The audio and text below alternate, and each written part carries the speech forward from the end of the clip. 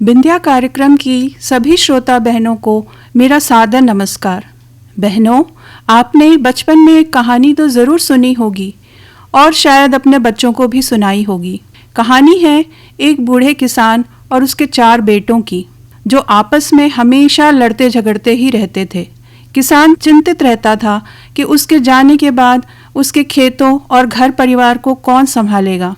बच्चों को सीख देने के लिए उसने एक दिन अपने 4 बेटों को अपने पास बुलाया और उन्हें एक एक लकड़ी का लट्ठा देते हुए उसे तोड़ने को कहा।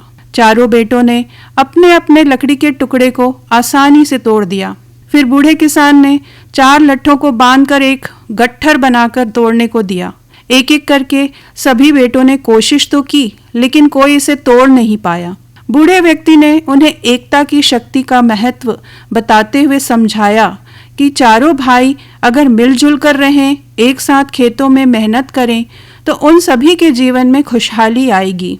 बेटों को ये बात समझ आ गई। फिर कभी न लड़ने झगड़ने का प्रण ले लिया। आपसी तालमेल के साथ रहते हुए उन्होंने अपने खेतों में खूब परिश्रम किया और बड़ी प्रेम से रहते हुए ढेर सारी खुशियां आपस में साझा की। तो आज की वार्ता का विषय है आधुनिक समय में संयुक्त परिवार की प्रासंगिकता। बहनों, आप सभी इस बात से तो सहमत होंगी कि व्यक्ति की प्रथम पाठशाला उसका परिवार होता है। पुराने समय में संयुक्त परिवार या एकल परिवार जैसी कोई बात नहीं थी। परिवार का अर्थ ही था माता पिता, उनके भाई बहन, उनके बच्चे, बच्चों के बच्चे भी, मतलब 2, 3 या 4 पीढ़ी के 15, 20 या 25 सदस्य एक ही छत के नीचे साथ रहते, साझा व्यवसाय करते या खेती करते, साझा चूल्हे पर पके स्वादिष्ट भोजन का सब बैठकर एक साथ आनंद लेते। यही परिवार कहलाता था, जो कि अब संयुक्त परिवार के नाम से जाना जाता है। पहले एकल परिवार जैसी कोई व्यवस्था ही नहीं थी। फिर समय ने करवट ली। बच्चों की पढ़ाई के साथ कई बदलाव आए।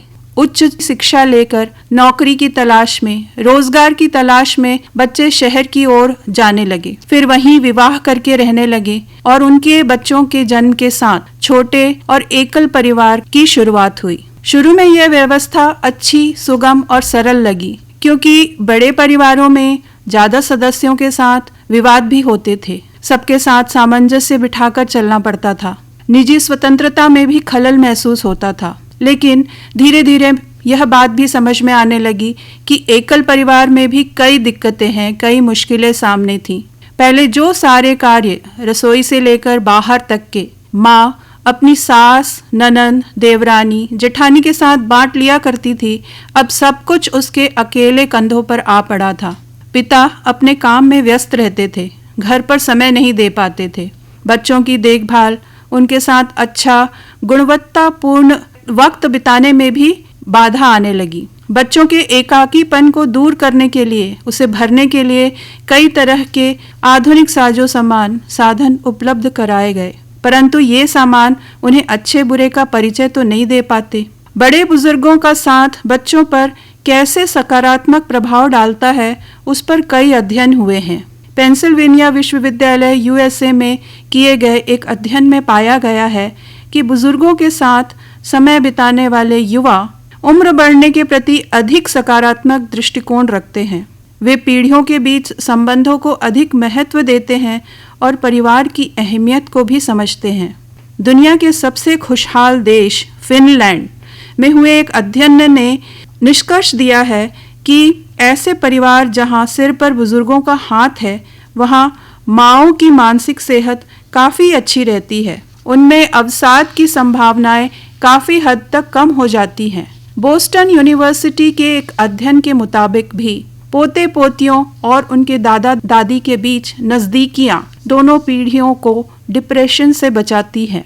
रिश्ते मजबूत होते हैं, परिवार में खुशियां बढ़ती हैं, युवाओं की सांस्कृतिक क्षमता भी विकसित होती है। पिछले दिनों एक रेल यात्रा के दौरान एक बहुत ही सुखद उदाहरण भी देखने को मिला। हमारे सहयात्री दादी और पोते के बीच जो स्नेह और सम्मान देखा, उससे इस बात की पुष्टि हो गई कि हमारे देश में अब भी परिवार की सामाजिक व्यवस्था ने मानवीय मूल्यों को सुरक्षित रखा हुआ है। बातचीत के दौरान पोते ने बताया, दादी मेरी बेस्ट फ्रेंड है, कई बार जो बातें मैं मम्मी पापा से नहीं कह पाता, दादी को बताता हूँ और उनके मार्गदर्शन में कई बार मुझे अपने परेशानियों का हल भी मिला है। हालांकि अक्सर इसका उलट भी हमें देखने को मिल जाता है। मोबाइल युग के बच्चे माता पिता की समझाइश को भी अपनी स्वतंत्रता में खलल मानते हैं। उसी कोच में, जिसका अभी अभी मैंने जिक्र किया, उसी कोच में सामने ही एक माँ बेटे भी सफ़र कर रहे थे। बेटा ऊपर वाली बर्थ में फ़ोन पर मगन था, शायद कोई फिल्म या सीरीज देख रहा था। कानों में ईयरफोन लगे हुए थे। माँ ने कई बार उसे आवाज़ लगाई, लेकिन पहले तो उसने सुना नहीं, और जब सुना तब माँ के ये कहने पर कि बेटा नीचे आ जाओ, यात्रा में खिड़की से बाहर के दृश्यों का अलग ही मज़ा होता है, साथ बैठकर देखते हैं, तो उसने बड़ी बेरुखी से जवाब दिया, इसमें देखने जैसा क्या है मम्मी, मुझे डिस्टर्ब मत करो। दोनों लड़के हम उम्र ही तो थे, लगभग 18 से 20 वर्ष के, लेकिन दोनों के नज़रिए और व्यवहार में फ़र्क साफ नज़र आ रहा था। कहने की ज़रूरत नहीं कि संयुक्त परिवार की परवरिश ने बच्चे को अपनों की परवाह करना सिखाया, संवेदनशील बनाया। वहीं दूसरी ओर एक छोटे एकल परिवार में सामंजस्य का अभाव दिखा। माँ की आंखों में बेटे द्वारा नज़रअंदाज किए जाने की पीड़ा स्पष्ट थी। दो पीढ़ियों के बीच का टकराव वैसे तो काफ़ी पुराना है, फिर भी जब एक छत के नीचे 2-3 पीढ़ियों के सदस्य आपस में सुख दुख साझा करते हुए अपने अपने मतभेदों को सुलझाते हुए, मन भेद में न बदलने देते हुए साथ रहते हैं, तो छोटी छोटी खुशियां भी जीवन को आनंद से भर देती हैं। यह बात तो सर्वविदित है कि मनुष्य एक सामाजिक प्राणी है और उसके लिए समाज से जुड़ने की पहली सीढ़ी घर परिवार ही है। आधुनिक समय में मशीनों का आविष्कार मनुष्य के कार्य आसान बनाने के लिए, सुविधाजनक सहज बनाने के लिए किया गया, समय और ऊर्जा बचाने के लिए किया गया, लेकिन इन यंत्रों के बीच आज मनुष्य स्वयं भी मशीन की तरह होता चला जा रहा है। काम की व्यस्तता कहें या यूं कहें कि एक अनजानी सी दौड़, एक भटकन में उलझकर मानव अपनी संवेदनाएं कहीं दबाने लगा है, कहीं खोने लगा है। आज एक मोबाइल जो हमारे कितने सारे काम कर रहा है, इसे बनाने का मुख्य उद्देश्य तो ये था ना कि आपसी संवाद और जुड़ाव बढ़े, तो क्या यह वही करने में चूक नहीं गया? संस्कारों की शिक्षा सोशल मीडिया में फ्री में बट रहे ज्ञान से नहीं दी जा सकती। ये तो संयुक्त परिवार में बड़े बुजुर्गों के अनुभव और ज्ञान तले पल्लवित होती है। जैसे हम किसी को बोलकर या बताकर तैरना नहीं सिखा सकते, तैरना सीखने के लिए पानी में उतरना तो ज़रूरी है ना। वैसे ही स्नेह, आदर और परवाह जैसे मानवीय गुण सहज रूप से तभी विकसित होते हैं जब निरंतर अभ्यास किया जाए, और ये अवसर संयुक्त परिवार में सहज उपलब्ध होते हैं, जहाँ कई रिश्तों को एक साथ निभाते हुए सभी के मान सम्मान का ध्यान रखते हुए हमें चलना होता है।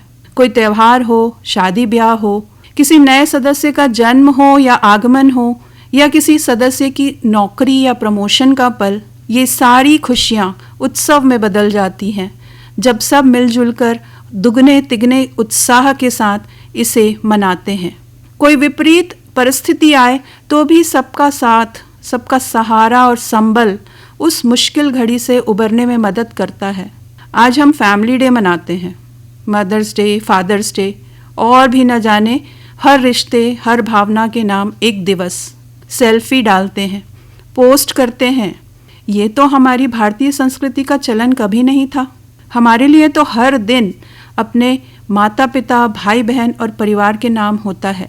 मैंने बचपन में अपने दादा दादी, 2 चाचा चाची और उनके 2-2 बच्चों के साथ काफ़ी वक्त बिताया है, और मुझे आज भी दादा दादी की सबक भरी कहानियाँ याद हैं। और ये भी याद है कि खेलने के लिए हम बाहर नहीं जाते थे, घर में ही चचेरे भाई बहनों के साथ आंगन, बरामदे, छत में खूब धमाचौकड़ी होती थी। कभी किसी काम से अगर माँ बाहर हो तो भी न हमें फ़र्क पड़ता था, न ही माँ को कोई चिंता फिक्र होती थी, क्योंकि चाचियाँ माँ की तरह ही हमारी देखभाल करती और भाई बहन हमारे दोस्त होते। हमें कोई ये नहीं समझाता था कि एक दूसरे का ख्याल रखो, ये तो हम स्वतः खुशी से करते थे। संयुक्त परिवार वो जगह है जहां बच्चों के संपूर्ण विकास के साथ सभी सदस्यों को भावनात्मक, सामाजिक और आर्थिक सुरक्षा भी मिलती है। आज अकेलेपन का दंश झेल रहे भौतिकवादी संसार में हर इंसान को प्यार, परवाह, स्पर्श की गर्माहट की ज़रूरत है। मानवीय मूल्यों के पोषण के लिए संयुक्त परिवार से बेहतर कोई जगह नहीं हो सकती। बहनों, अगर आप संयुक्त परिवार का हिस्सा हैं तो वाकई खुशकिस्मत हैं, और अगर एकल परिवार में रहती हैं तो अपने परिवार के सदस्यों से हमेशा जुड़े रहने का हर संभव प्रयास कीजिएगा। उम्मीद है आप इन बातों पर ज़रूर विचार करेंगे। धन्यवाद बहनों।